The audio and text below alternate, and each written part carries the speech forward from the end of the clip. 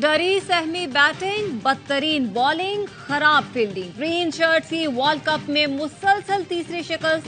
अफगानिस्तान ने पाकिस्तान को बासानी 8 विकेटों से हरा दिया। पाकिस्तान ने टॉस जीतकर बैटिंग की। अफगान स्पिनर्स ने पाकिस्तानी बैटर्स को बांध के रखा। इमाम ने 22 गेंदों पर 17 रन बनाए और चलते बने। बाबर ने 74 रन के लिए 92 गेंदें खेली। सुस्त बैटिंग टीम के काम न आई। अफगान ओपनर्स ने बेखौफ बैटिंग की। पाकिस्तानी बॉलर्स विकेट को तरस गए। अफगान टीम ने 283 रन का हदफ बासानी सिर्फ 2 विकेटों पर पूरा कर दिया। इब्तदाई 3 खिलाड़ियों ने निफ सेंचुरियां बनाई। कप्तान हशमतुल्लाह ने 48 रन की नाकाबिले शिकस्त इनिंग्स खेली।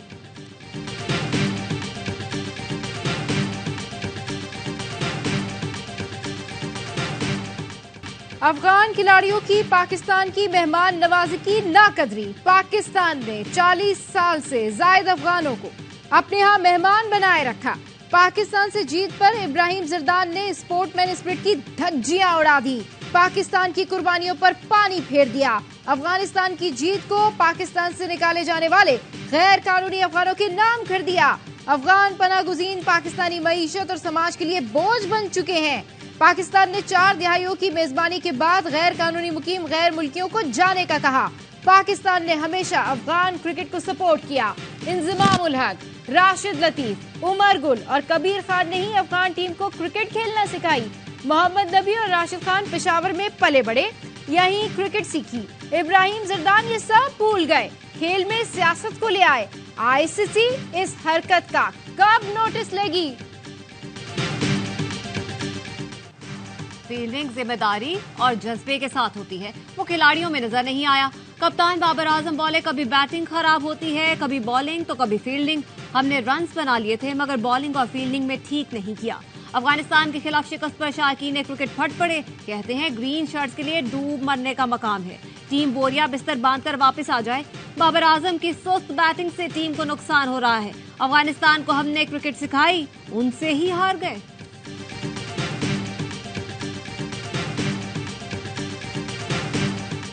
जो हुकूमत आती है वो अपना बंदा लाती है।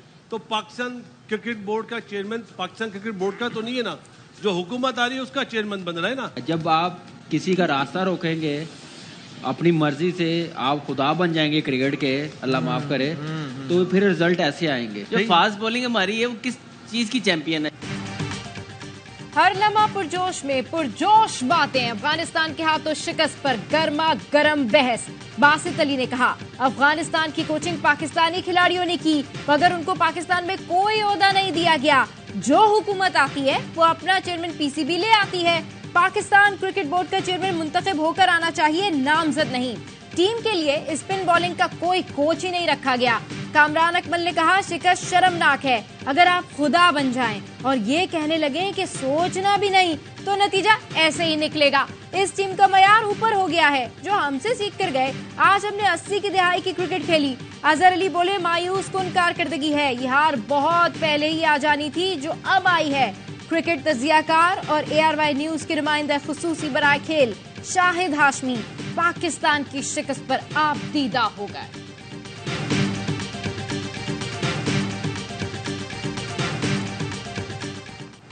9 मई वाकयात में मुलव्वस तमाम मुल्जिमान का ट्रायल फौजी अदालतों में नहीं होगा।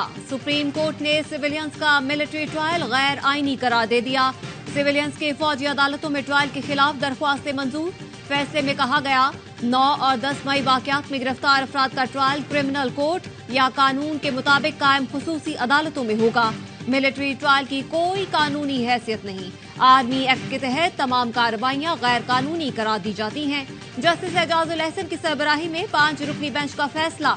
6 सफ़हात पर मुश्तमिल मुख्तसर फैसले में कहा गया, फौजी अदालतों में सिविलियंस के ट्रायल के खिलाफ 5 जजेस ने मुत्तफिका फैसला दिया।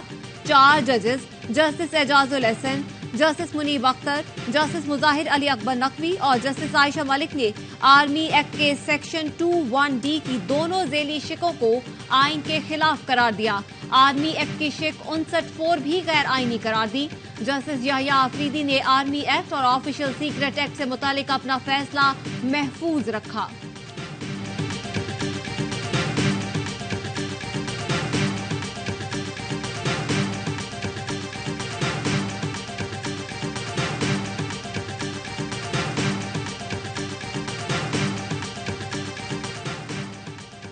सुप्रीम कोर्ट के फैसले से मुल्क दुश्मन अनासर के हौसले बढ़ेंगे। मुल्क की दिफा को दांव पर लगाने वालों का मुकदमा फौजी अदालतों में ही चलना चाहिए। पार्लियामेंट 9 मई के मुल्जिमान के मिलिट्री कोर्ट्स में ट्रायल की करारदाद मंजूर कर चुकी। पार्लियामानी करारदाद की मौजूदगी में सुप्रीम कोर्ट के फैसले की गुंजाइश नहीं बनती। लीगी रहनुमा अता तारड़ का सुप्रीम कोर्ट के फैसले पर रद्द-ए-अमल, सवाल उठाया क्या गैर मुल्की एजेंट्स का भी मिलिट्री कोर्ट्स में ट्रायल ना किया जाए। पीटीआई के चेयरमैन ने 9 मई को एक मजमूम साजिश के तहत कौमी सलामती के इदारे पर हमले करवाए। 14 की यादगारों को मिसमार करवाने वाले कौमी मुजरिम हैं और किसी रियायत के मुस्तहिक नहीं। पूरी दुनिया में स्पेशल कोर्ट्स बनाए जाने की मिसालें मौजूद हैं।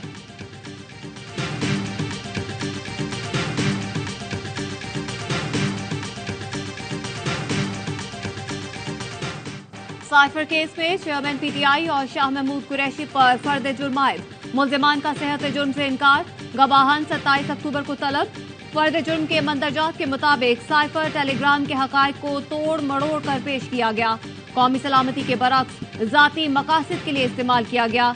चेयरमैन पीटीआई ने कहा यह झूठा, मनगढ़ंत और सियासी इंतकाम पर मबनी मुकदमा है। चेयरमैन पीटीआई के वकील अदालती ऑर्डर हाई कोर्ट में चैलेंज करने का ऐलान। चेयरमैन पीटीआई की जेल ट्रायल के खिलाफ अपील की हाई कोर्ट में समाअत आज होगी। इस्लामाबाद हाई कोर्ट का 2 रुकनी बेंच इंट्रा कोर्ट अपील की समाअत करेगा।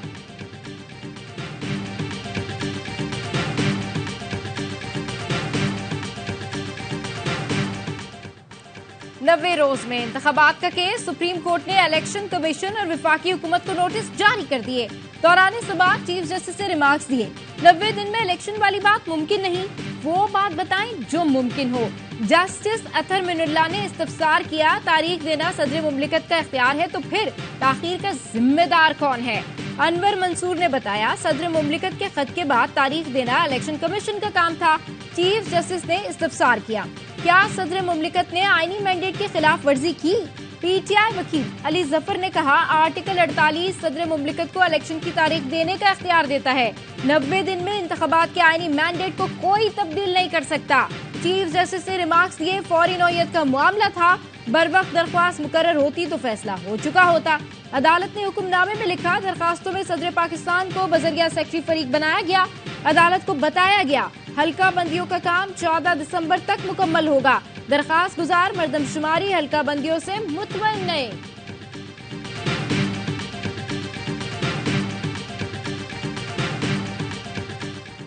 वाह जी वाह, रातों रात इदारे न्यूट्रल हो गए। चेयरमैन पीपल्स पार्टी बिलावल भुट्टो का मौजूदा सियासी सूरत हाल पर तबसरा। सुप्रीम कोर्ट बार से खिताब में कहा मफाहमत की खातिर हमने पीडीएम का साथ दिया। सिलेक्टेड निजाम खत्म करके जमहूरियत बहाल करना थी, वोट और पार्लियामेंट को इज्जत देना थी, लेकिन मायूस नहीं, बहुत कुछ सीखने को मिला। ये नहीं कह सकता कि कल के निस्बत आज जमहूरियत मजबूत है। ये कह सकता हूँ कि आने वाला कल आज से बेहतर होगा। इससे पहले कि कोई और इदारा हुक्म दे, बेहतर है इलेक्शन कमीशन खुद इंतखाबात की तारीख का ऐलान कर दे। सियासी जमातों के लिए लेवल प्लेइंग फील्ड यकीनी बनाई जाए।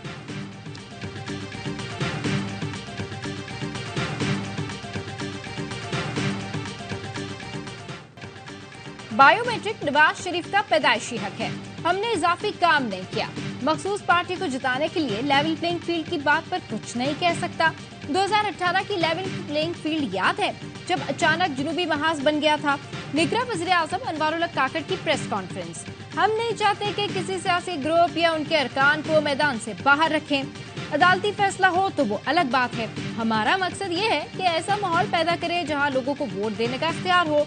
सबको साकिब निसार भी याद होंगे, क्या क्या फरमाते थे। अब कहाँ है साकिब निसार। दौरा चीन इंतहाई मुस्बत रहा। 20 के करीब मुफाहमती याददाश्तों पर दस्तखत हुए। बैरूनी सरमायाकारी से मुल्क में मुआशी इस्तेहकाम आएगा। बीजिंग में कई मुमालिक के सरबराहान से अहम मुलाकातें हुई। केनिया के सदर से अरशद शरीफ के कत्ल की तहकीकात पर तफसीली गुफ्तगू हुई। उन्होंने यकीन दिलाया कि काफी पेशरफ्त हो चुकी है, जल्द हतमी नतीजे तक पहुंचेंगे।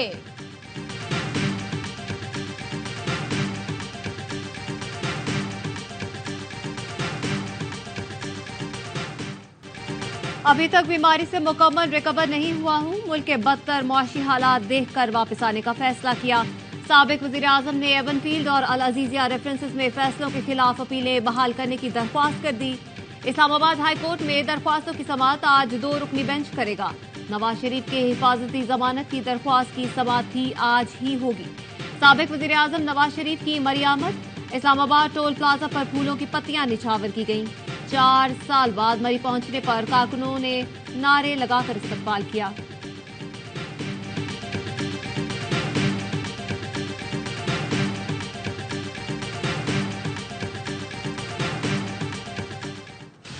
एहतसाब अदालत ने आमदन से जायद असासजात केस में साबिक वज़ीर खजाना इसाक डार को बरी कर दिया। अदालत ने महफूज किया गया फैसला सुना दिया। नैब ने तहरीरी जवाब में लिखा, इसाक डार के खिलाफ करप्शन के सबूत नहीं, केस मजीद नहीं चलाया जा सकता।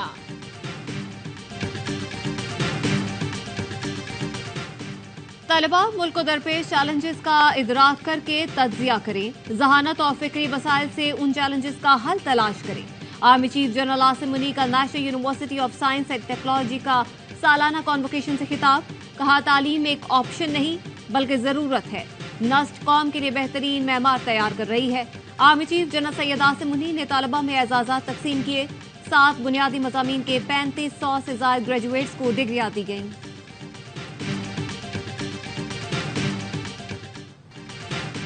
गजा पर 70वें रोज भी इसराइली बमबारी। रफा क्रॉसिंग पर बमबारी से 28 फलस्तीनी शहीद। 24 घंटों में 182 बच्चों समेत मजीद 400 फलस्तीनियों ने जामे शहादत नोश किया। इसराइली दरिंदगी से शोधा की तादाद 5000 से जायद हो गई। बच्चों और खवातीन समेत 15000 से जायद जख्मी। बच्चों की शनाख्त मुमकिन बनाने के लिए वालिदैन ने बच्चों के जिस्मों पर नाम लिखना शुरू कर दिए। गजा में इसराइली जंगी जराइम की इंतहा। सेहूनी फौज की तमाम अस्पताल खाली करने की वार्निंग। तिबी अमले को खौफजदा करने के लिए अल-कुद्स, अल-अक्सा समेत दीगर अस्पतालों के तरफ बमबारी। WHO का कहना है बहुत से जख्मी वेंटिलेटर पर हैं, उन्हें कैसे अस्पताल से निकाल सकते हैं।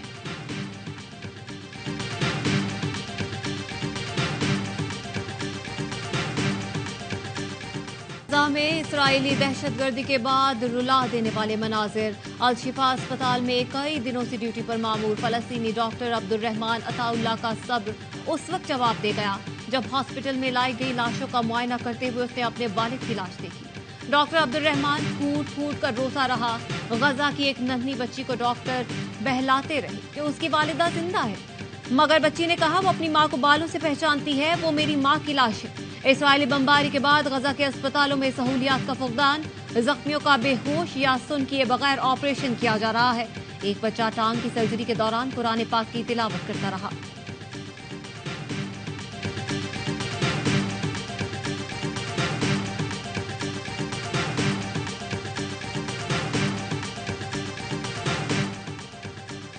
खुसूसी अदालत ने चेयरमैन PTI से तीनों बहनों की मुलाकात की दरखास्त मंजूर कर ली। अलीमा, उज़मा खान, नौरीन नियाजी कल जेल में मुलाकात करेंगी।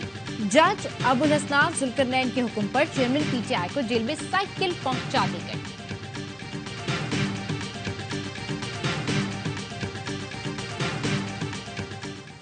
गैर कानूनी तौर पर मुकीम गैर मुल्कियों को पाकिस्तान छोड़ने की मोहलत में 7 दिन बाकी।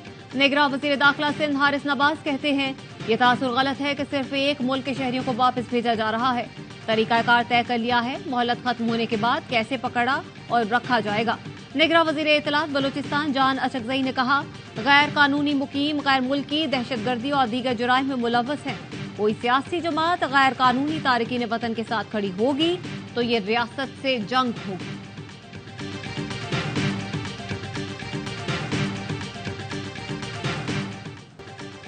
गैस कीमतों में 200% तक इजाफा। घरेलू सार्फिन के लिए गैस 172% तक महंगी होगी। इक्तिसादी राब्ता कमेटी ने गैस कीमतों में इजाफे की समरी मंजूर कर ली। हुकूमत ने सार्फिन पर 395 अरब का इजाफी बोझ डाल दिया। ECC ने माली साल 2023-24 के लिए गंदुम की दरामद की मंजूरी भी दे दी। ईंधन की अदम फराहमी का मामला, PIA ने आज 10 करोड़ की अदायगी कर दी। PSO ने PIA को आज 18 परवाजों में फ्यूल फराहम किया। PIA को मुआहदे के तहत यौमिया ऑपरेशन के लिए कम से कम 10 करोड़ अदा करना है। कौमी एयरलाइन की मजीद 27 परवाजें मनसूख हुई। 7 रोज में 150 परवाजें मनसूख होने से कौमी एयरलाइन को 2 अरब रुपए का नुकसान। PIA की परवाजें मनसूख होने से यौमिया बुकिंग इंतहाई कम सतह पर पहुंच गई।